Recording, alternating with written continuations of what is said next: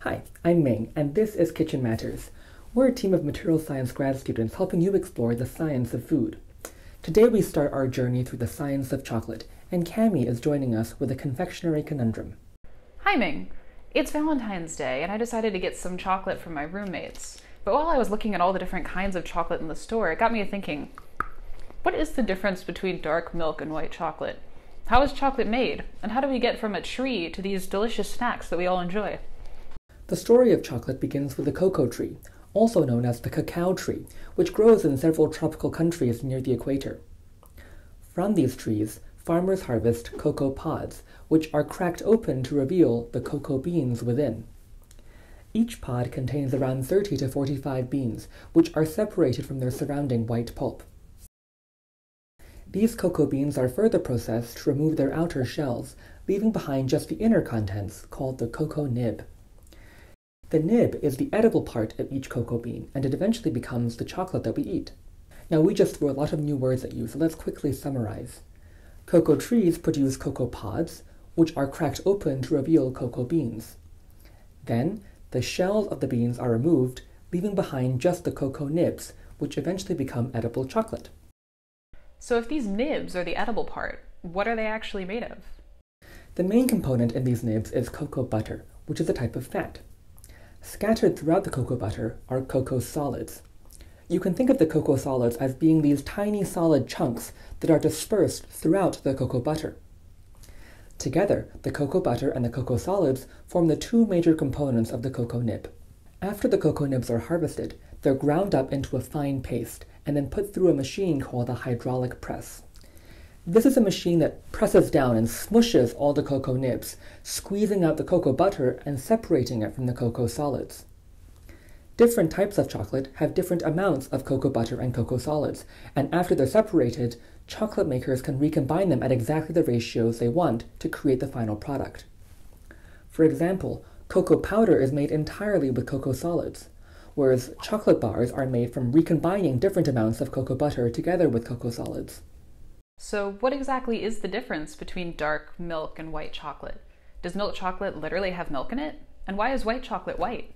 Dark chocolate is most similar to the original cocoa nib. It contains cocoa solids and cocoa butter, as well as some extra added sugar. Like we saw before, all these solid components, the cocoa solids and the sugar, are scattered throughout the cocoa butter. In the store, you may have seen dark chocolate labeled as 70% chocolate, or perhaps some higher number. This percentage means that 70% of the chocolate bar's mass comes from either cocoa butter or cocoa solids. The remaining 30% comes from additional flavorings, in this case mainly sugar. In contrast, 90% chocolate contains 90% cocoa butter and solids and only 10% sugar. In general, the higher the percentage, the less sweet the chocolate will be. Milk chocolates contain an even higher percentage of sugar, as well as additional flavorings such as vanilla and milk powder.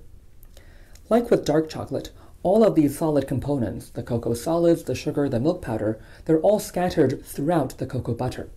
Finally, white chocolate contains the highest amount of sugar and additional flavorings, and in fact contains no cocoa solids at all.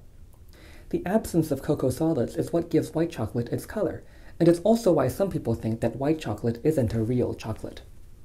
So now that we've talked about structure, I want to know how that relates to performance. How do cocoa butter and cocoa solids contribute to the taste of chocolate? To answer that question, let's now look at the composition of dark milk and white chocolate side by side. As you can see, the common feature of all of these chocolates is that they all contain cocoa butter. However, as we go down from dark to milk to white chocolate, the percentage of cocoa solids drops down to 0. Looking at these data, we can begin to draw conclusions about what these ingredients provide to the experience of actually eating chocolate. Cocoa butter is primarily responsible for giving all of these chocolates their distinctive mouthfeel. Dark, milk, and white chocolate all have that soft melt-in-the-mouth texture, and that's because they all contain cocoa butter. Turning to the material science tetrahedron, many chocolate makers often add additional cocoa butter to give their products a creamier, richer texture. Whereas cocoa butter contributes to texture, cocoa solids are responsible for providing that recognizable chocolate taste and brown color. Dark chocolate has the highest proportion of cocoa solids and has the most intense chocolatey taste, whereas milk chocolate is milder. Anyone who has tried white chocolate will agree that it really tastes absolutely nothing like dark chocolate, and that's because the amount of cocoa solids is so different. So there you have it. The structure of chocolate can have a major effect on its properties and performance. Let's summarize what we learned in this video. Chocolate is made of cocoa nibs, which contain cocoa butter and cocoa solids. Dark, milk, and white chocolate differ in their percentage of cocoa solids and additional flavorings. Dark chocolate contains a high cocoa solid content and minimal additional flavorings, whereas white chocolate contains no cocoa solids and lots of added flavoring. And finally, cocoa solids contribute to the color and flavor of chocolate, whereas cocoa butter contributes to the texture. In the next few videos, we'll look closer into the structure of cocoa butter, which will eventually guide us towards understanding the science of how chocolate is tempered. See you then.